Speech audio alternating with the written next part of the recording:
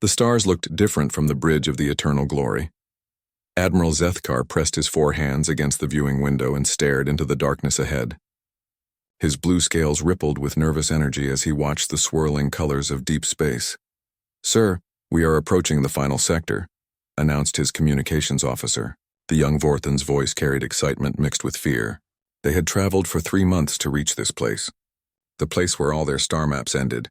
Zethkar turned away from the window. Behind him, the bridge buzzed with activity. Officers from different species worked at their stations. The Krex warriors stood tall and proud, their red armor gleaming under the ship's lights. The ethereal beings floated near their special chambers, their ghostly forms shifting like mist. The ancient keepers sat in meditation, their wise eyes closed. "This is it," Zethkar said to his crew. "We are about to make history. For thousands of years, our people have wondered what lies beyond the edge of known space. Today we find out." The fleet around them was impressive. 27 ships from the most powerful civilizations in the galaxy, each one packed with the best technology they could build. Their mission was simple: explore the empty sectors at the galaxy's edge and complete the great atlas that had taken centuries to create. "Energy readings ahead, sir," called out the sensor officer. Her tentacles moved quickly over her controls. Something is not right. The readings make no sense. Zethkar walked to her station. The screen showed impossible numbers. Energy signatures that their best scientists said could not exist. Structures that seemed to bend space itself. Could it be a natural phenomenon? Asked Commander Tixall, the Krex military leader aboard the ship. His voice was deep and threatening, as all Krex voices were. "No, sir," the sensor officer replied. "These readings suggest artificial construction. Very advanced construction." One of the ethereal beings drifted closer. Its voice echoed in their minds without using sound. "We sense something strange ahead. Minds that we cannot read. Thoughts that exist beyond our reach." The oldest keeper opened his ancient eyes. "In all our millions of years, we have never encountered anything like this. The readings remind us of legends. Stories we thought were myths." Zethkar felt his heart racing. This was what they had come to find. The unknown. The final frontier. All ships prepare for close approach. Launch scout vessels. We proceed with standard first contact protocols. The next few hours changed everything they thought they knew about the galaxy. The scout ships moved ahead of the main fleet, small fast vessels designed for exploration. They carried the best sensors and communication equipment the Confederation could build. Their crews were volunteers, brave souls ready to face the unknown. "Scout 1 reporting," came the voice over the communication system. "We are seeing structures ahead. Massive structures. They appear to be ships, but they are larger than our biggest space stations." "Scout 2 here," another voice added. "Confirmed. We count at least 50 vessels. Their design is unlike anything in our databases. They appear to be made of materials we cannot identify." Zethkar exchanged glances with his officers. 50 massive ships was a significant military force. If these beings were hostile, the situation could become dangerous quickly. "Maintain distance," he ordered. "Do not approach closer than 10,000 kilometers. Begin standard greeting protocols." The fleet's best linguists began broadcasting messages in over 300 languages, mathematical sequences, pictures showing peaceful intent, music from different cultures. Everything they had learned about first contact over centuries of exploration. For several minutes, there was no response. Then something appeared on their screens that made everyone freeze.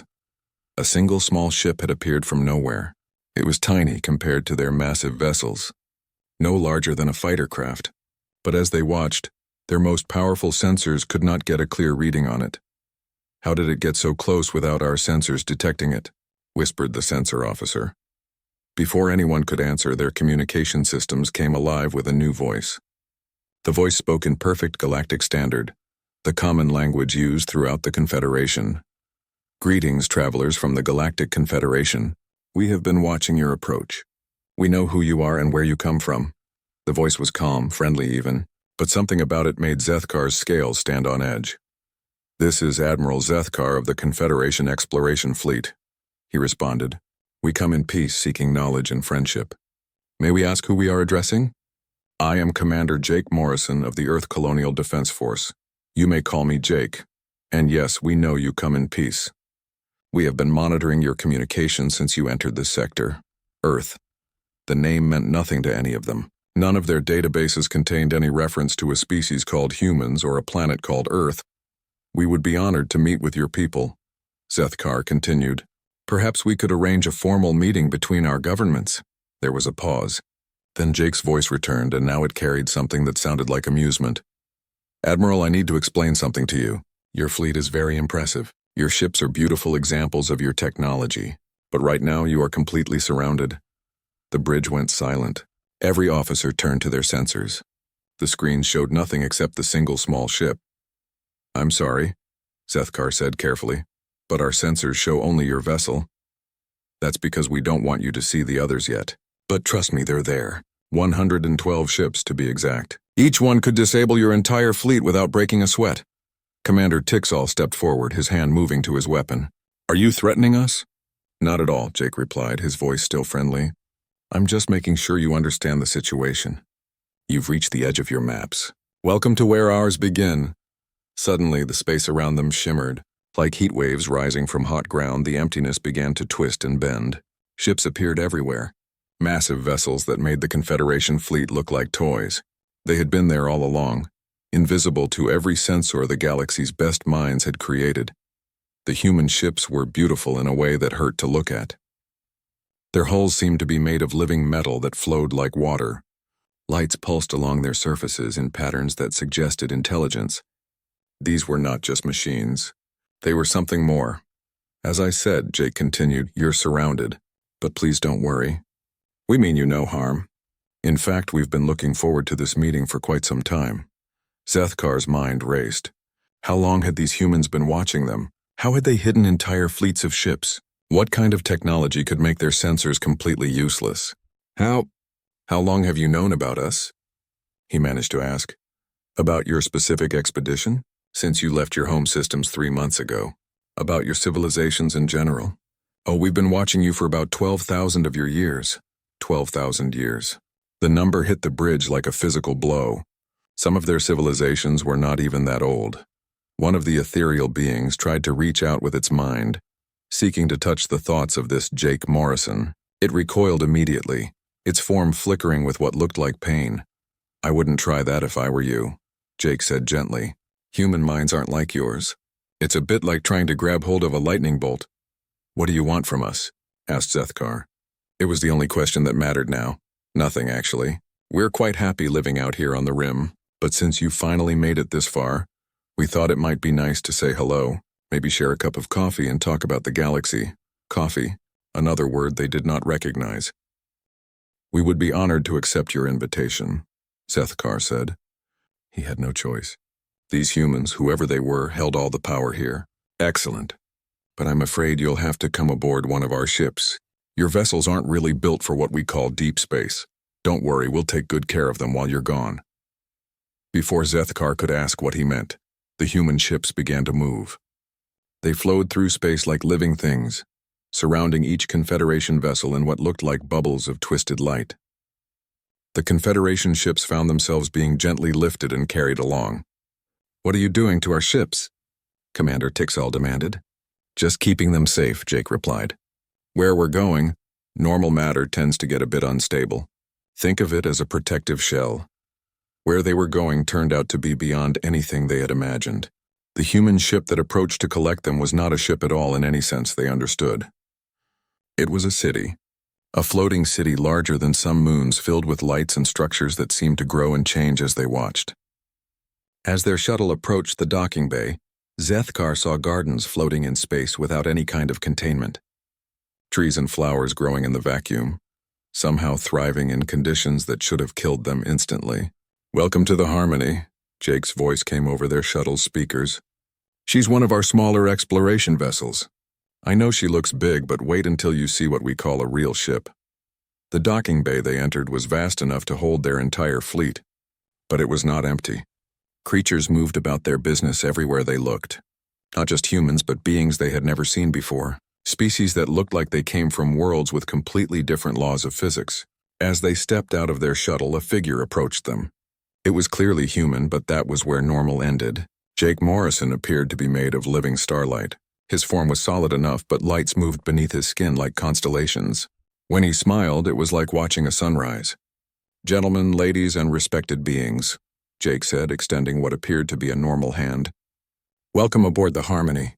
I hope you don't mind the accommodations. We've tried to adjust the local physics to make you more comfortable." Zethkar reached out to shake the offered hand. The moment their skin touched, he felt something impossible.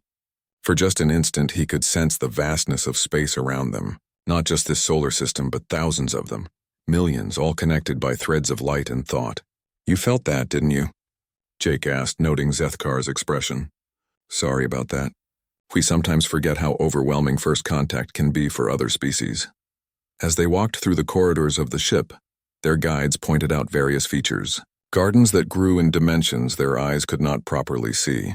Libraries that contained the complete histories of civilizations they had never heard of. Workshops where humans casually assembled devices that made their best technology look like stone tools. They passed a playground where human children were playing, but their games involved creating miniature stars and planets, then watching tiny civilizations develop on them over the course of minutes. "Is that safe?" asked one of the keepers, watching a child who could not have been more than 10 years old manipulating what appeared to be a small black hole. "Oh yes," Jake replied. "Little Sarah there is working on her physics homework.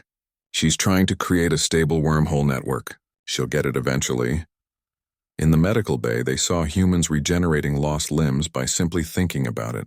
In the engineering sections, repairs were being done by workers who seemed to phase in and out of existence, working in multiple dimensions at once.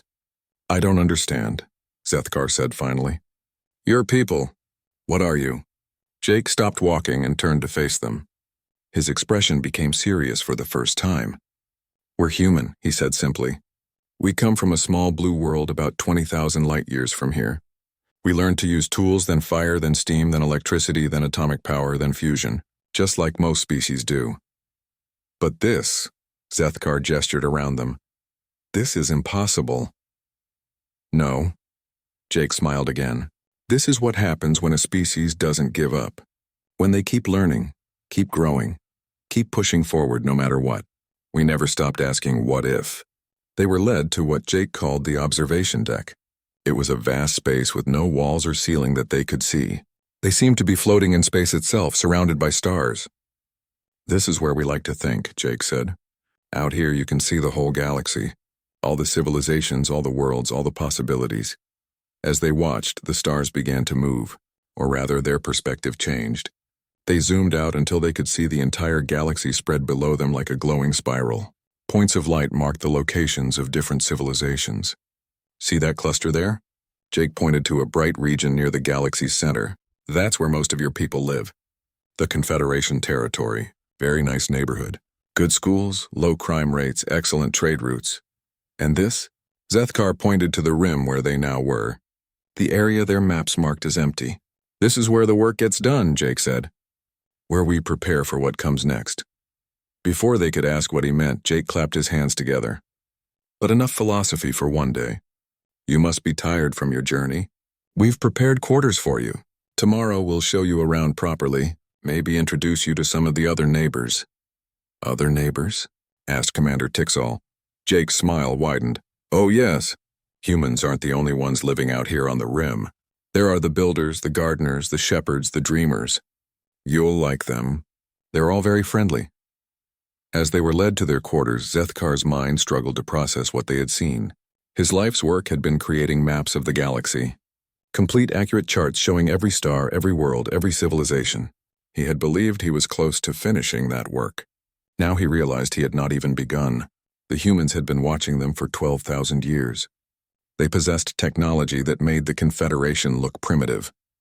They lived in ships the size of cities and treated the laws of physics like suggestions. And they were friendly. That might have been the most terrifying thing of all. As he settled into his quarters, a space larger and more luxurious than his own home, Zethkar stared out at the stars. Somewhere out there, the rest of the galaxy was going about its business, unaware that everything they thought they knew about the universe was wrong. The Galactic Atlas did not end here at the rim. It transformed into something far greater than they had ever imagined. And tomorrow, he would begin to learn just how much they did not know about the cosmos they called home. Outside his window, The human city ship moved through space like a living dream, carrying them toward revelations that would reshape the galaxy forever. Sleep did not come easily to Admiral Zethkar that night. Every time he closed his eyes, he saw the impossible things he had witnessed. Children playing with miniature galaxies, workers phasing through solid walls, humans whose bodies seemed made of living light. When morning came, he found his delegation gathered in the common area of their quarters. The Krex warriors looked uncomfortable, their hands never far from weapons that seemed suddenly primitive. The ethereal beings flickered more than usual, their forms unstable with confusion. Even the ancient keepers appeared shaken. "Did any of you sleep?" Zethkar asked. "Sleep is for those who understand their place in the universe," muttered Commander Tixall. "I am no longer certain what our place is." A soft chime filled the room, followed by Jake Morrison's familiar voice. "Good morning, everyone. I hope you rested well. Breakfast is ready when you are, and after that we have quite a tour planned for you." They found Jake waiting in a garden that should not have existed. Plants from hundreds of different worlds grew together in impossible harmony. Flowers that needed the light of binary stars bloomed next to Arctic mosses that required near absolute zero temperatures. All of them thrived in the same space. "How is this possible?" asked one of the keepers, touching a crystal tree that sang softly when disturbed. "Local environmental control," Jake said as if it was the simplest thing in the world. "We adjust the physical laws in each microzone to match what each plant needs.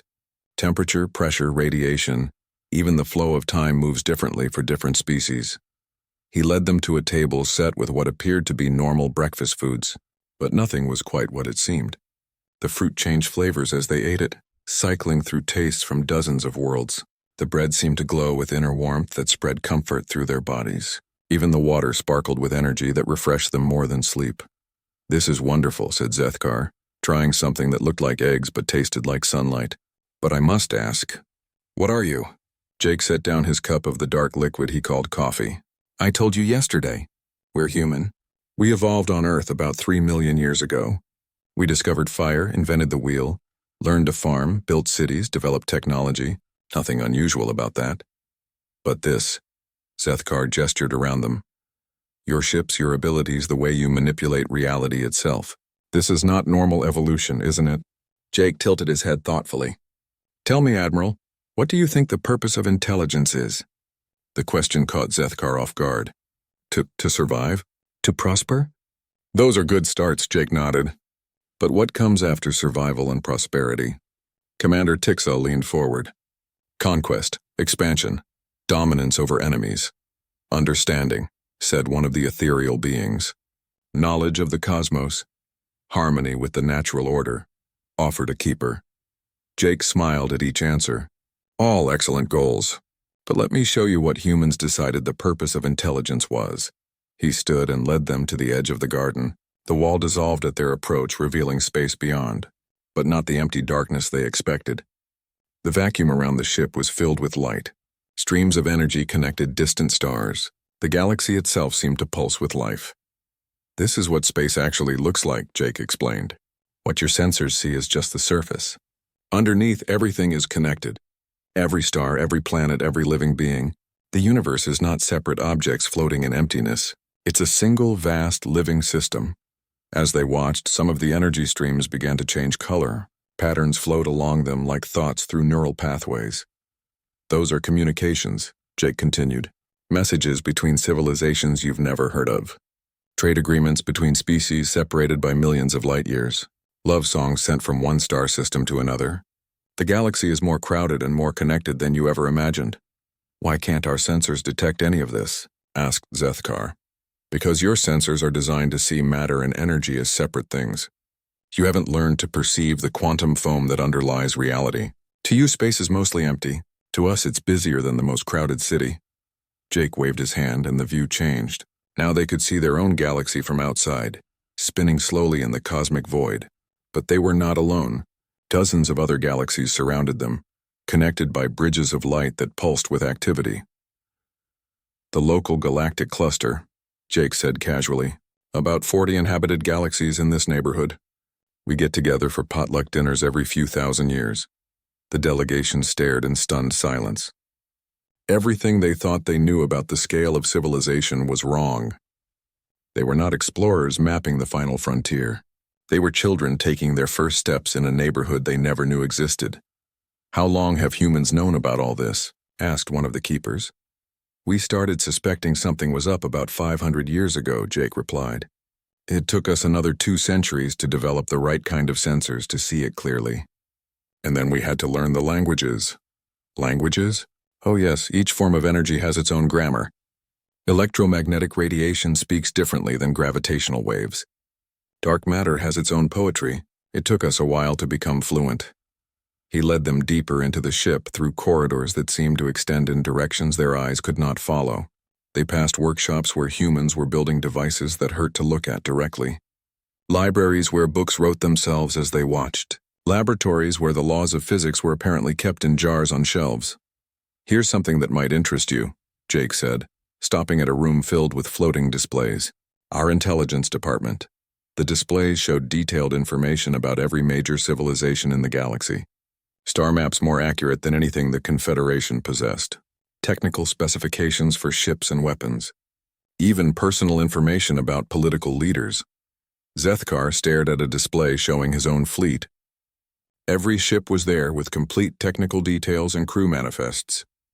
Another screen showed the political structure of his home world, including classified information that should have been impossible for outsiders to know. "You've been spying on us," Commander Tixel said, his hand moving to his weapon. "Not spying," Jake corrected gently. "Watching. There's a difference. We don't gather information to use against people. We gather it to understand how we can help." "Help?" Jake nodded toward another set of displays. These showed various crises from Confederation history. Wars that had ended unexpectedly.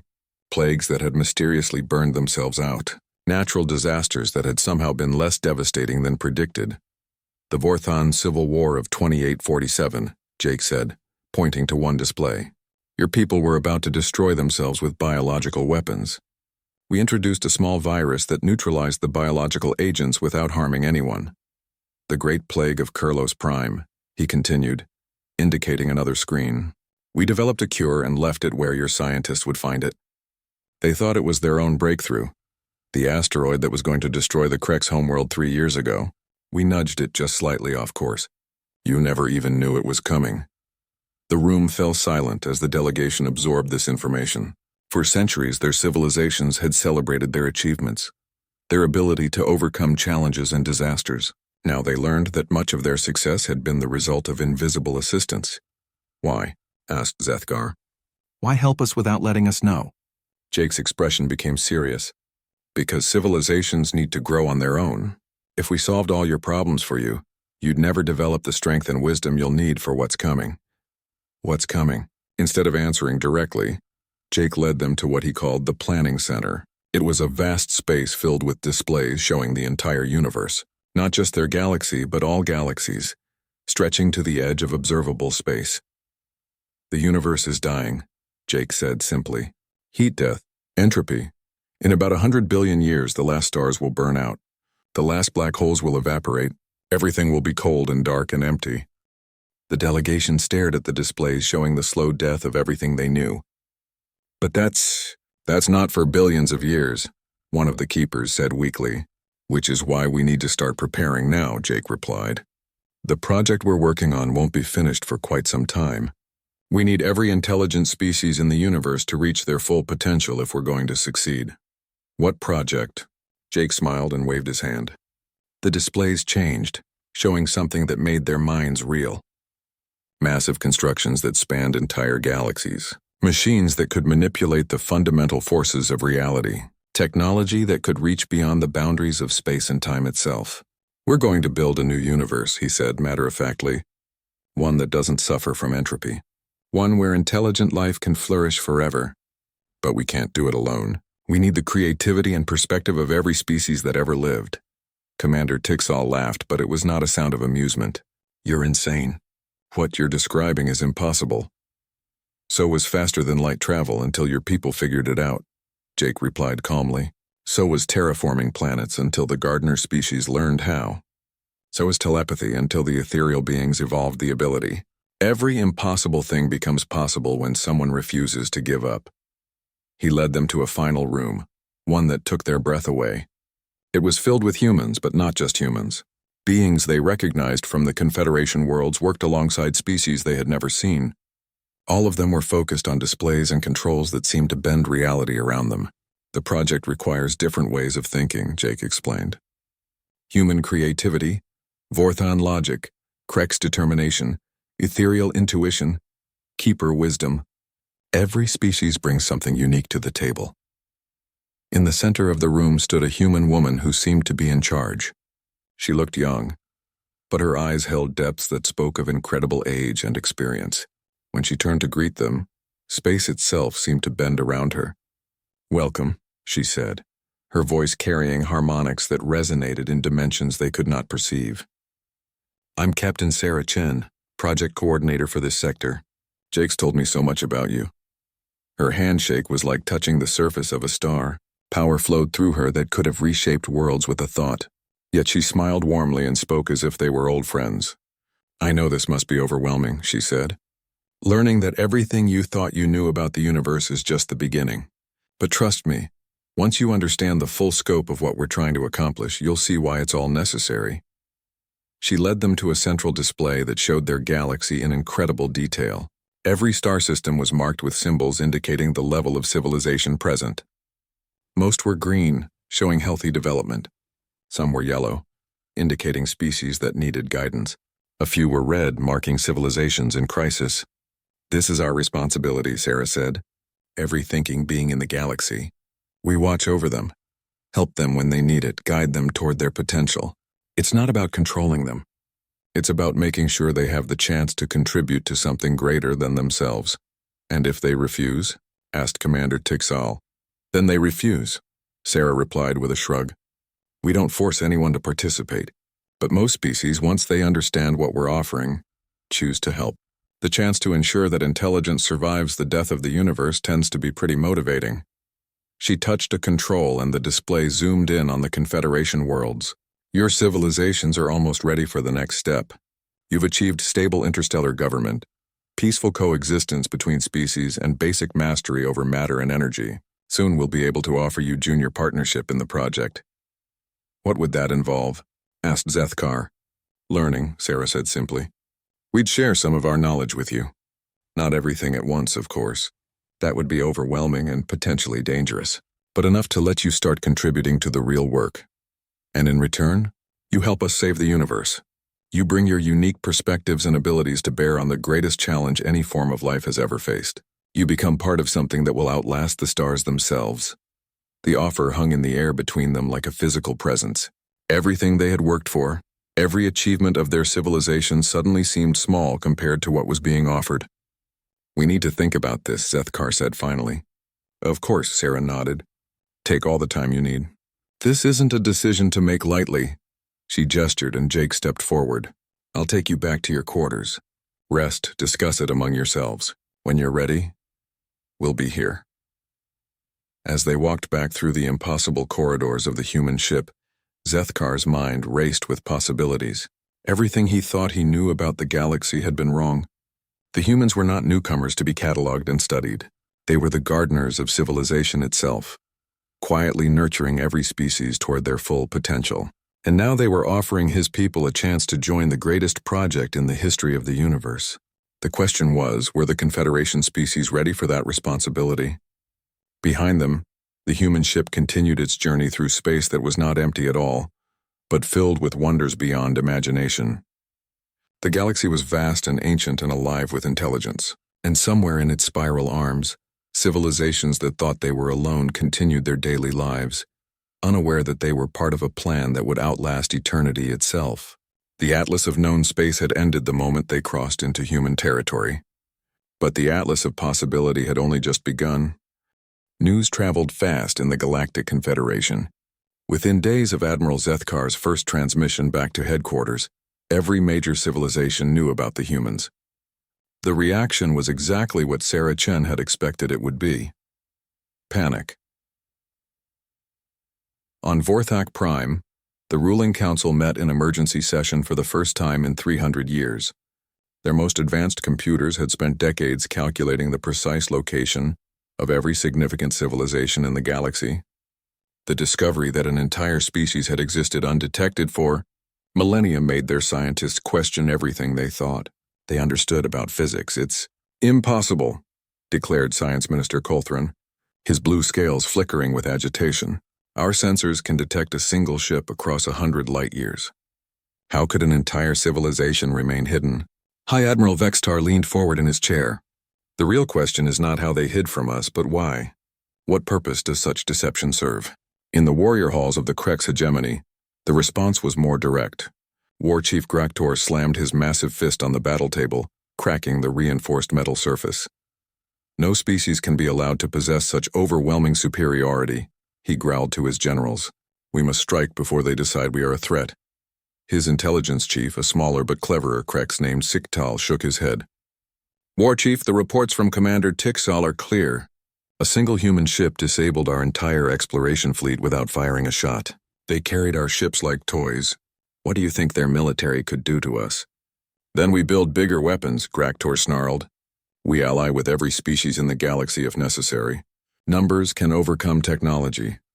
Meanwhile, in the crystal spires of the ethereal collective, the reaction was quite different, but equally disturbed. The beings of pure thought had always believed themselves to be the most evolved species in the galaxy. Their ability to touch any mind, to read thoughts across star systems, had made them confident in their superiority.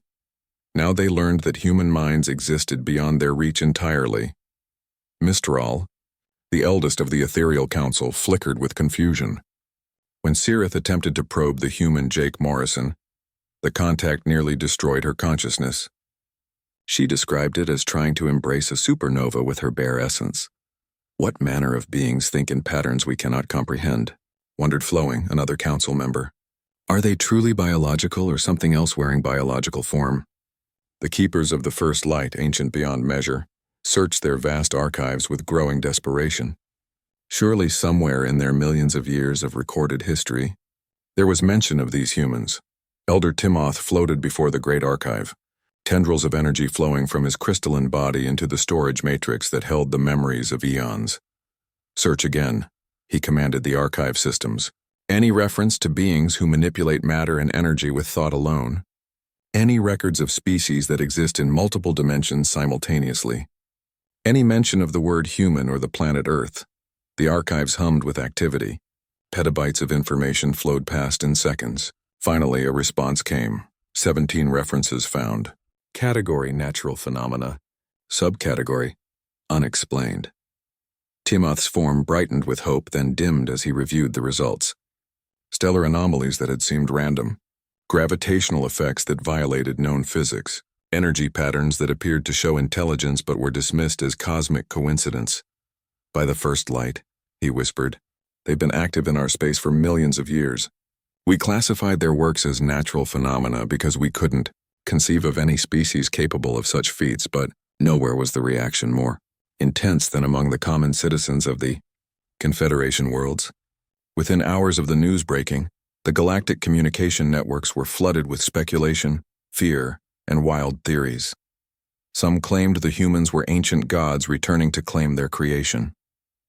Others insisted they were invaders from another dimension, preparing to enslave or destroy all other life.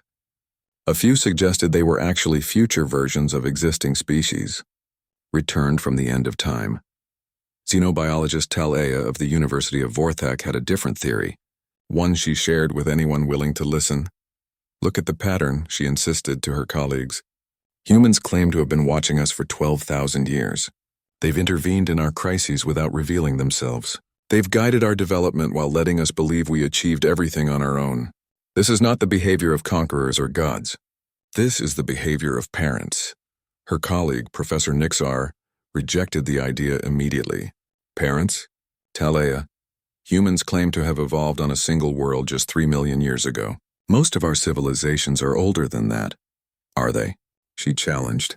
"Or is that simply what we've been led to believe? What if the development of intelligence in this galaxy was not natural? What if it was seeded, guided, nurtured by a species that achieved transcendence long before any of us took our first steps?" The debate raged across every academic institution in Confederation space. But the arguments were about to become irrelevant. 3 weeks after first contact, The humans made their second move. It started on the trading world of Nexus Station, the largest commercial hub in Confederation space. Merchants from dozens of species gathered there daily to exchange goods, information, and currency. The station itself was a marvel of engineering, capable of supporting millions of beings in perfect environmental harmony. That morning, Station Manager Kelnira was reviewing the daily arrival schedules when something impossible appeared on her screens.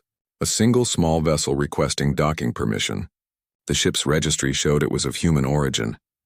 "This can't be right," she muttered, checking her instruments. According to every report from the Rim expeditions, humans use ships the size of cities. This vessel was barely larger than a personal transport. She granted docking permission and watched as the ship settled into Bay 47 with impossible grace. No maneuvering thrusters, no gravitational anchors.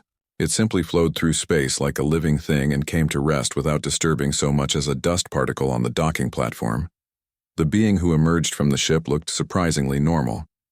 Male, middle-aged by human standards, wearing simple clothing that could have come from any of a dozen different cultures. He carried a small bag and walked with the casual confidence of someone who had made this journey 1,000 times before. His name, according to the docking manifest, was Marcus Thompson. Occupation: trader. Purpose of visit: commerce. Within an hour of his arrival, Marcus had set up a small booth in the station's main marketplace. His goods were simple objects that looked like they could have been made anywhere in the galaxy. Small devices, tools, trinkets, and curiosities, but nothing was as simple as it appeared. Dr. Ixinara, a Vorthan scientist visiting the station, was the first to examine one of Marcus's products. It was a small cube no larger than a child's toy, made of what appeared to be ordinary metal. "What does it do?" she asked. Marcus smiled. "It's an element synthesizer. Feed it any form of matter, and it can rearrange the atomic structure to create any element you need." Ixinara stared at the device. "That's impossible. The energy requirements alone would be enormous. You'd need a fusion reactor just to power the process."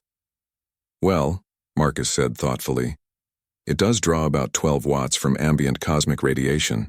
I hope that's not a problem." 12 watts. The energy consumption of a small light bulb. To perform atomic manipulation that should have required the power output of a small star. "May I examine it more closely?" Ixinara asked. "Of course. My daughter Sarah built it for her school science project. She got an A+. The scientist took the device to her laboratory aboard the station. Her instruments confirmed what Marcus had claimed. The cube could indeed transmute any element into any other element, powered by nothing more than background radiation. But that was not the most disturbing discovery. When she opened the device to examine its internal structure, she found components that should not have been able to exist. Crystals that bent space around themselves, circuits that operated in dimensions her instruments couldn't measure, materials that were simultaneously solid and liquid and gas depending on how she observed them. "This is beyond our best theoretical physics," she reported to her colleagues. "The technology gap is not measured in years or centuries. It's measured in fundamental understanding of how reality operates." Word of the human trader spread quickly through the station. Other scientists, engineers, and curious citizens flocked to examine Marcus's wares. Each item was more impossible than the last. A communication device that could send messages instantaneously across any distance. A medical scanner that could diagnose and cure diseases that hadn't even been discovered yet. A tool that could repair any broken object by simply reversing its entropy. "How much for the medical scanner?" asked Dr. Felnox, the station's chief physician. "Oh, I can't sell that one," Marcus replied apologetically. "Galactic health regulations, you understand. But I can show you how to build one if you're interested." He pulled out what looked like a standard data pad and began sketching diagrams. The designs he showed were elegant in their simplicity, using principles that every engineer in the galaxy understood. But the applications were revolutionary. "You're giving this away?" Felnox asked in amazement. "Knowledge wants to be free," Marcus shrugged. "Besides, my people believe that everyone deserves access to good health care." By the end of the day, Marcus had given away more technological advances than the Confederation had achieved in the past century. And he acted as if it was nothing more than casual conversation. "I don't understand," said Station Manager Kelnira when she finally worked up the courage to approach the human. "Your technology is beyond anything we possess. You could demand any price, control entire sectors of the economy. Why give it away? Marcus looked genuinely puzzled by the question. Why would I want to control anything? I'm just here to help out some neighbors. But the value, the power, lady, Marcus said gently. When you can turn cosmic radiation into any element you need, when you can travel anywhere in the galaxy in minutes, when you can heal any injury or cure any disease, what use is economic power? We have everything we need. We give away knowledge because sharing makes everyone stronger. That evening, as Marcus prepared to leave the station, he was approached by a delegation of the most powerful beings on Nexus. Trade barons, political leaders, and criminal bosses, all united in their desire to make deals with this impossible human. Name your price, said Vextalk the broker, whose trade empire spanned 40 systems. Whatever you want. We can make you the richest being in the galaxy. Marcus smiled politely. I appreciate the offer, but I already have everything I need.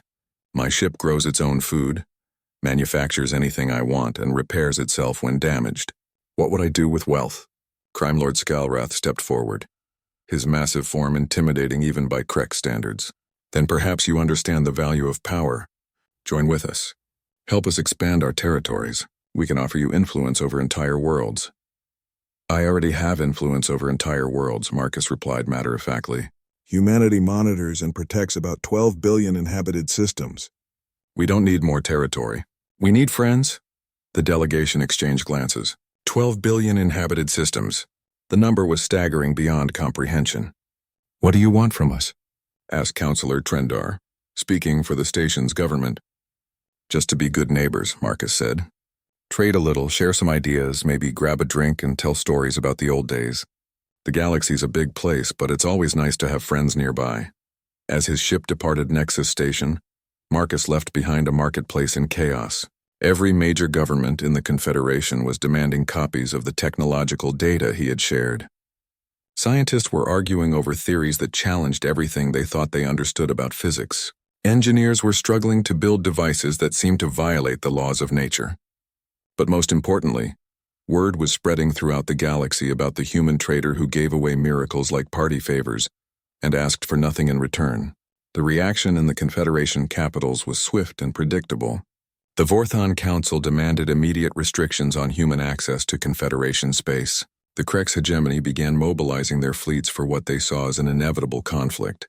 The ethereal collective retreated deeper into their crystal spires, fearing contact with minds they could not comprehend. Only the ancient keepers seemed to understand what was really happening. They are testing us, Elder Timoth announced to his colleagues. Not our military strength or our technological abilities.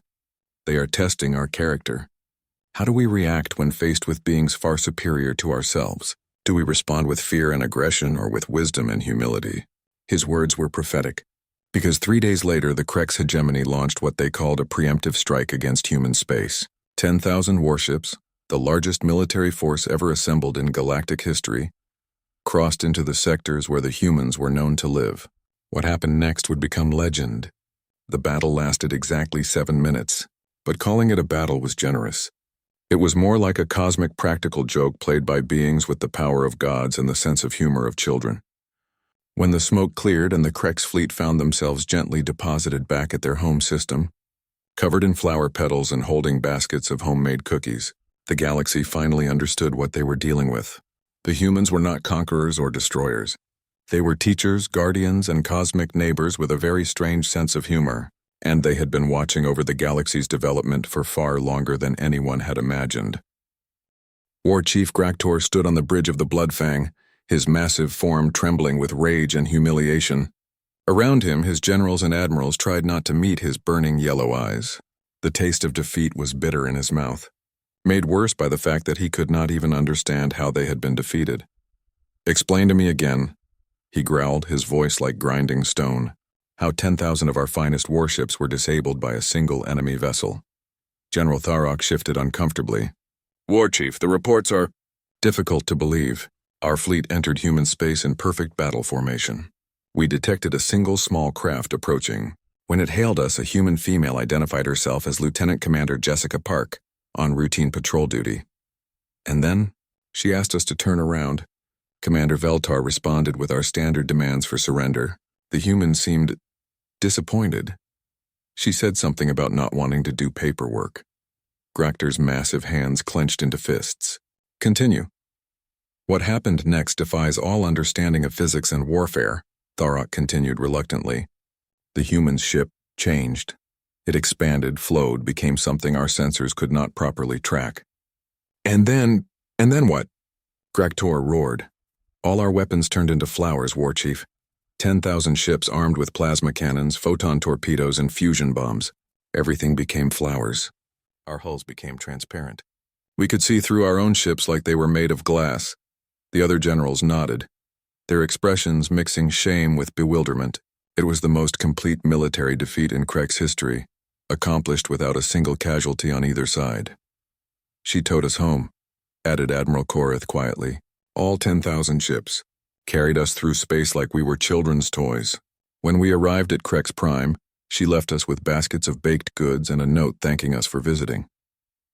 The war room fell silent except for the sound of Grachtor's labored breathing.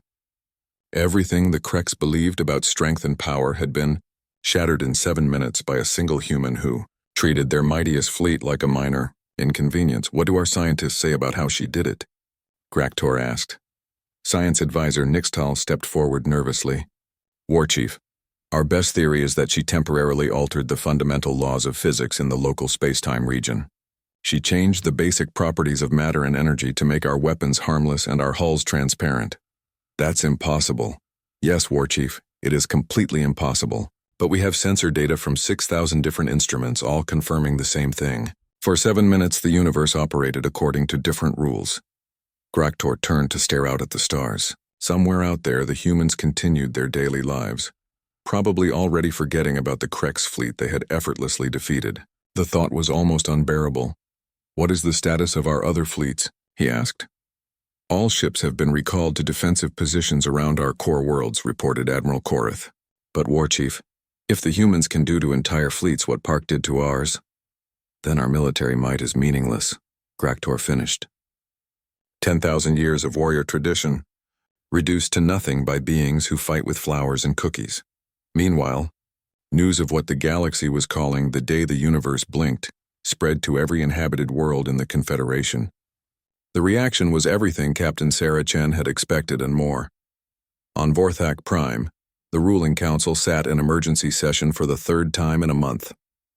Science Minister Kolthron's scales had lost their blue luster, fading to a sickly gray color that indicated deep stress.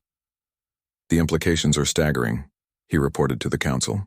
If humans can rewrite the laws of physics at will, then everything we understand about reality is wrong. Our entire technological civilization is built on principles they can apparently change whenever they wish.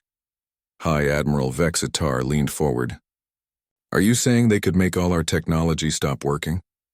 I'm saying they could make water flow uphill, fire burn cold, and gravity push instead of pull. If they can alter fundamental physical laws, there are no limits to what they might do. The council chamber erupted in frightened discussion. Representatives from dozens of worlds spoke at once, their voices mixing into a chaos of fear and confusion. Order, called Council Leader Morthak, her voice amplified by the chamber's systems. We must respond to this situation rationally. Have we received any communication from the humans since the incident? Yes, replied Communications Director Feltar. A brief message from Captain Sarah Chen. She apologizes for any inconvenience caused by the demonstration and invites us to continue the diplomatic discussions whenever we feel ready. Apologizes? Admiral Vexitar sputtered. They humiliate the galaxy's strongest military force and then apologize for the inconvenience?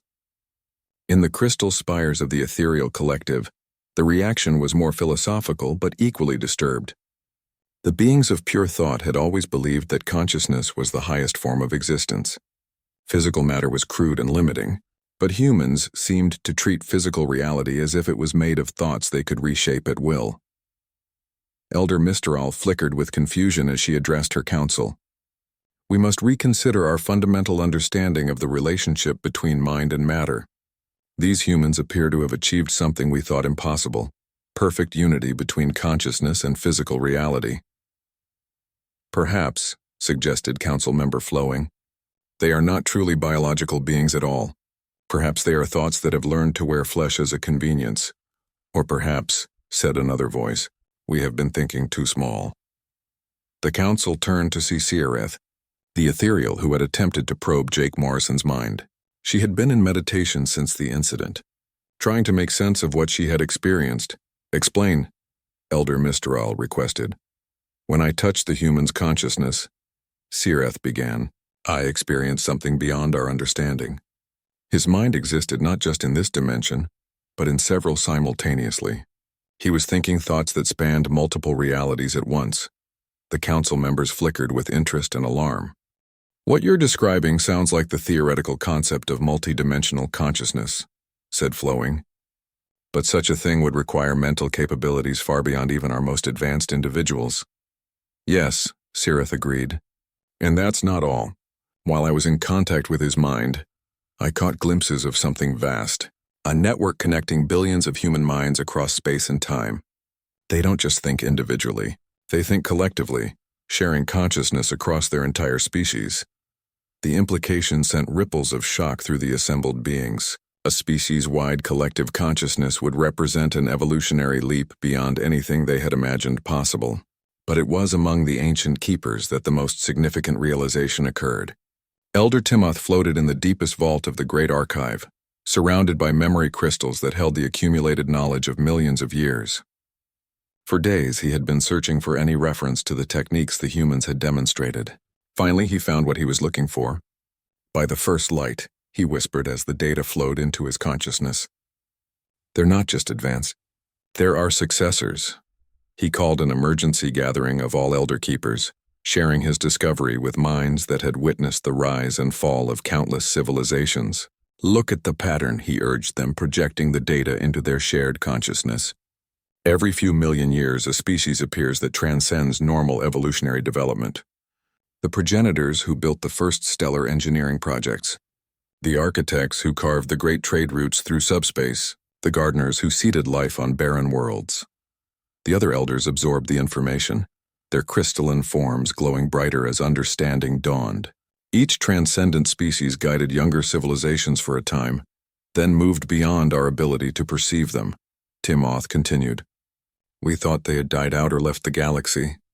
But what if they simply evolved beyond our ability to detect them?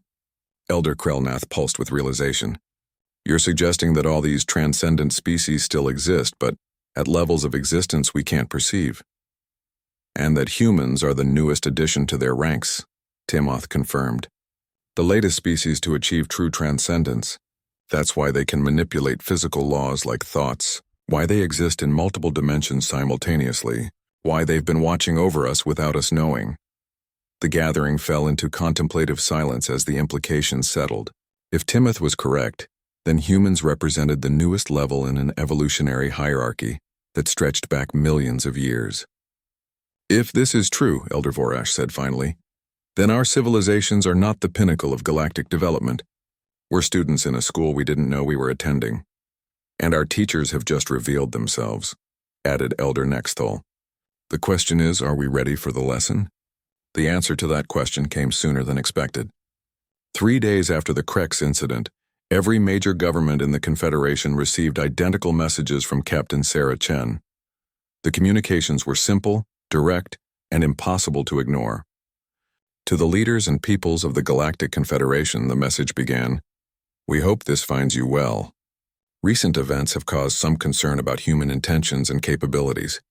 We would like to address these concerns directly. Humanity poses no threat to any peaceful civilization. We have no interest in conquest, domination, or interference with your internal affairs. We have been observing your development with great pride and affection. You are our neighbors, and we want nothing more than to see you prosper and grow. However, we understand that our recent demonstrations may have been unsettling. To address your concerns and answer your questions, we would like to invite representatives from all Confederation worlds to visit us, not as prisoners or subjects, but as honored guests.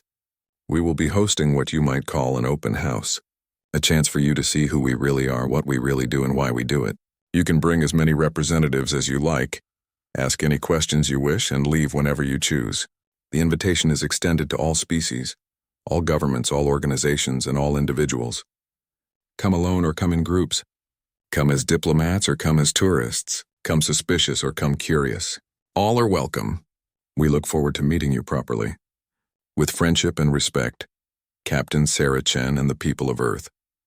The invitation was followed by detailed coordinates and safe passage guarantees. Within hours, every government in the Confederation was debating whether to accept. The Vorthon Council voted to send a massive diplomatic mission, including their best scientists and military advisors. The Kreks, humiliated but not defeated, decided to send observers to learn about their new neighbors. The Ethereal Collective chose their most gifted seers to attempt understanding the human consciousness. Even the ancient keepers stirred from their meditations to witness what might be the next step in galactic evolution. But it wasn't just governments that responded to the invitation. Across the Confederation, ordinary citizens began organizing their own expeditions. Scientists, artists, philosophers, merchants, students, and adventurers all wanted to see the humans for themselves. The greatest migration in galactic history began as millions of beings from thousands of worlds set course for the coordinates Sarah Chen had provided. They came in ships of every design, from massive government vessels to tiny personal craft. What they found waiting for them was beyond anything they could have imagined. The coordinates led to a region of space that had appeared empty on every Confederation star chart. But as the arriving ships dropped out of hyperspace, they found themselves surrounded by wonders that challenged their understanding of what was possible. Floating cities larger than moons drifted through the void like living things. Rings of energy encircled stars, capturing their output for purposes the visitors could not guess. Streams of light connected distant worlds, carrying traffic that moved faster than the speed of light itself.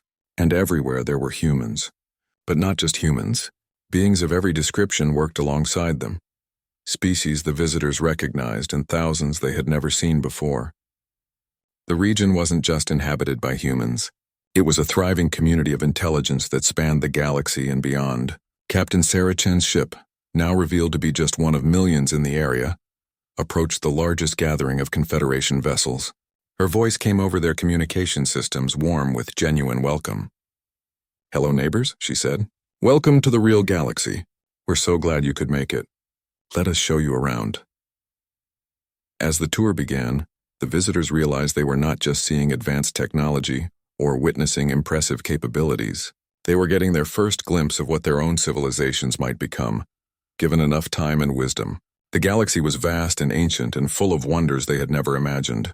And humanity, the newest addition to the community of transcendent beings, was ready to help them take their next steps toward a future beyond their wildest dreams. 6 months had passed since the Great Gathering, as historians were already calling it. Admiral Zethkar stood once again on the bridge of the eternal glory, but everything had changed. The ship that had once represented the peak of Confederation technology now seemed like a child's toy compared to what he had seen in human space.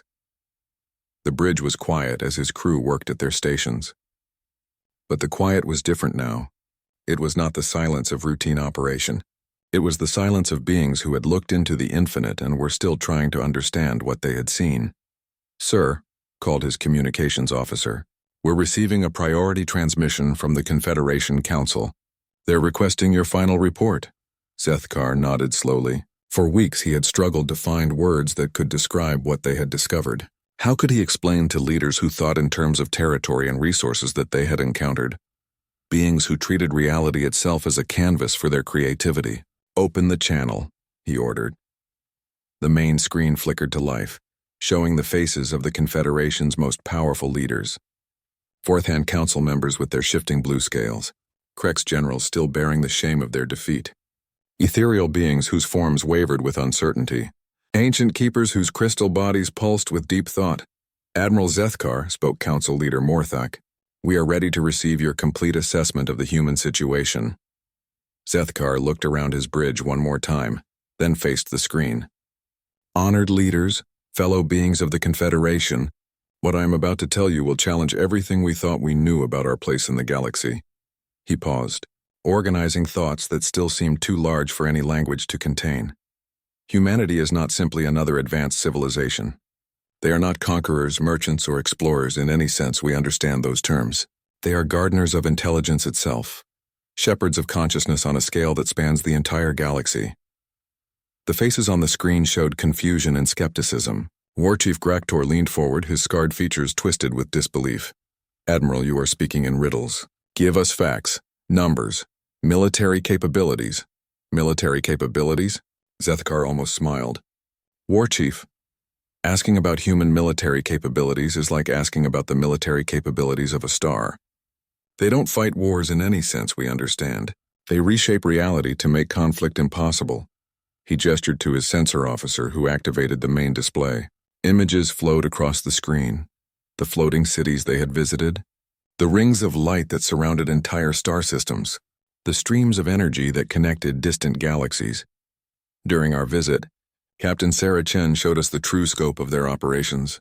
Humanity doesn't just inhabit a few worlds at the galaxy's rim. They maintain active presence in over 12 billion star systems. They monitor, protect, and guide the development of every intelligent species in the galaxy.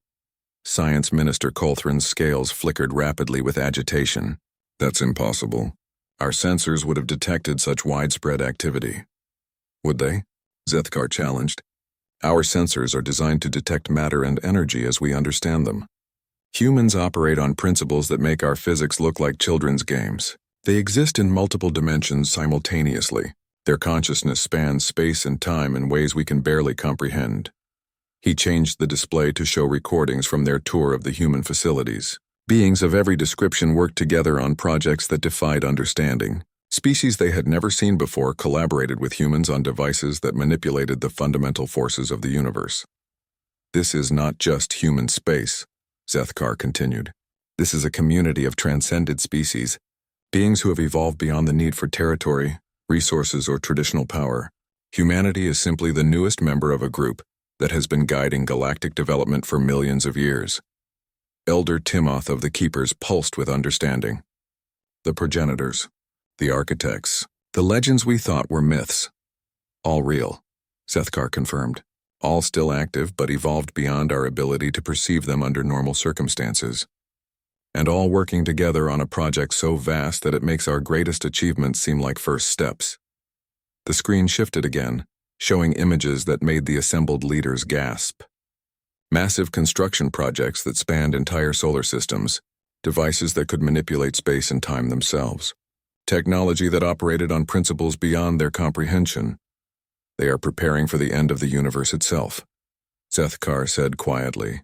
When the last stars burn out and the final black holes evaporate, when entropy claims everything we know and love, they will be ready. They are building the infrastructure for a new universe, one that will not suffer from the flaws of this one. The conference chamber fell silent. Leaders who commanded the resources of entire star systems sat speechless before the scope of what they were hearing. Finally, Council Leader Morthak found her voice. What do they want from us?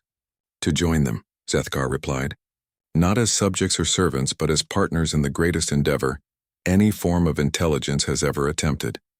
They want to share their knowledge, help us evolve beyond our current limitations, and welcome us into a community that spans not just this galaxy, but all galaxies. War Chief Graktor slammed his fist on his table, the sound carrying across the communication link. It's a trap! No species offers such power without expecting something in return.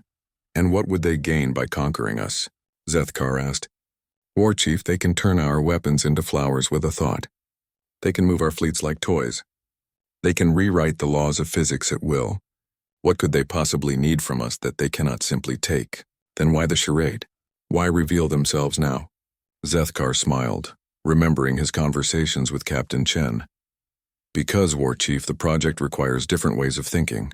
Fourth in logic, Krek's determination, ethereal intuition, keeper wisdom. Every species brings unique perspectives that cannot be replicated or conquered. They need us not for our resources or our submission, but for our minds. The display changed one final time, showing a recording of Captain Sarah Chen addressing the assembled Confederation representatives during the Great Gathering. Her words had been broadcast to every world in the galaxy, but their impact was still being felt. My friends, her recorded voice said, you are not primitive beings who have stumbled into the presence of gods. You are our neighbors, our colleagues, and our hope for the future. Every species in this galaxy has something unique to contribute to the great work ahead.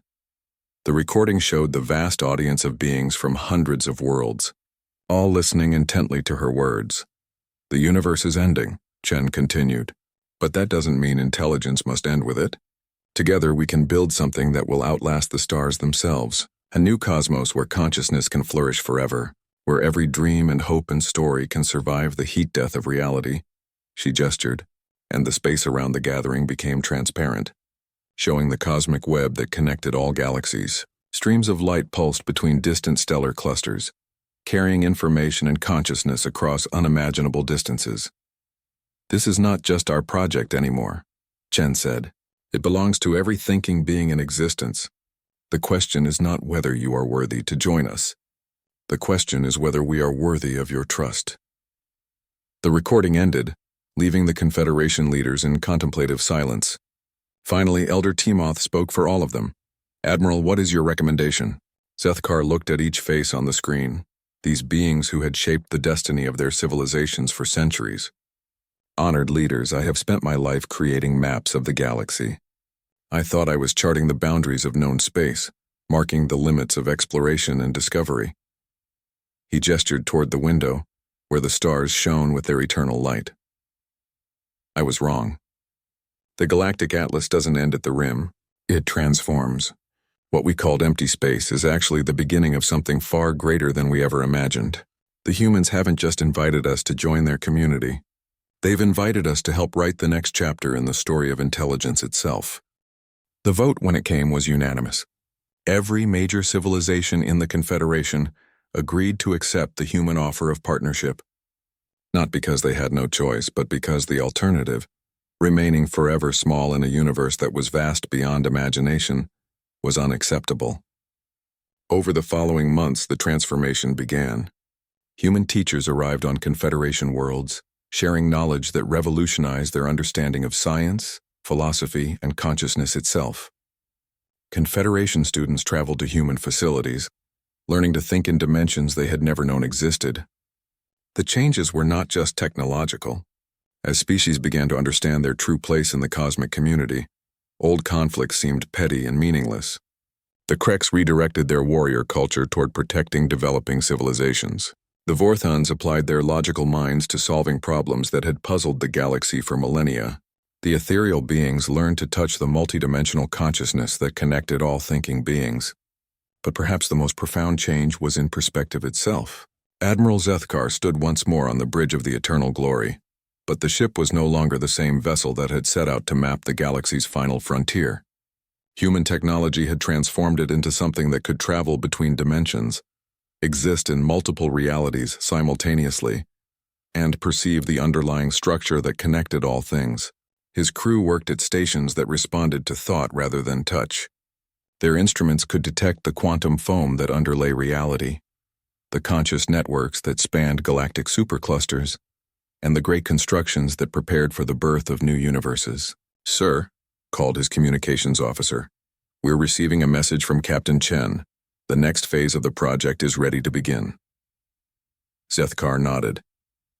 The next phase would involve contact with civilizations in other galaxies, beings so advanced that even the humans considered them mysterious. Species that had transcended not just physical limitations, but the boundaries between existence and non-existence. "Set course for the coordinates she provided," he ordered. As the eternal glory began its journey toward encounters that would make their first contact with humans seem simple by comparison, Zethkar reflected on how much had changed. The galaxy he had thought he was mapping had turned out to be just one small room in a cosmic mansion that extended into infinite dimensions. The Confederation worlds were no longer isolated civilizations competing for resources and territory. They were students in a university that spanned all of reality, learning from teachers who had forgotten more about the universe than most species would ever know. And somewhere in the vast network of consciousness that connected every thinking being in existence, new thoughts were being born, ideas that would survive the death of stars, dreams that would outlast the end of time itself, stories that would be told in universes yet to be created. The Galactic Atlas had indeed ended where human space began, but what had begun in its place was infinitely more magnificent. It was the Atlas of possibility itself, charted not in terms of distance and territory, but in terms of consciousness and potential. Admiral Zethkar smiled as the stars shifted around his transformed ship, carrying him toward adventures that would have been inconceivable just months before. The universe was vast and strange and full of wonders beyond imagination, and for the first time in his life he truly understood that the most important journeys were not measured in light years traveled, but in the expansion of the mind itself. Behind them, the galaxy continued its ancient rotation through space, but it was no longer the same galaxy. It had awakened to its true nature as part of something far greater, and in that awakening every star shone a little brighter. Every world pulsed with new possibilities, and every thinking being began to dream dreams larger than the cosmos itself. The legends had indeed humbled the bold, but they had done so with kindness rather than conquest.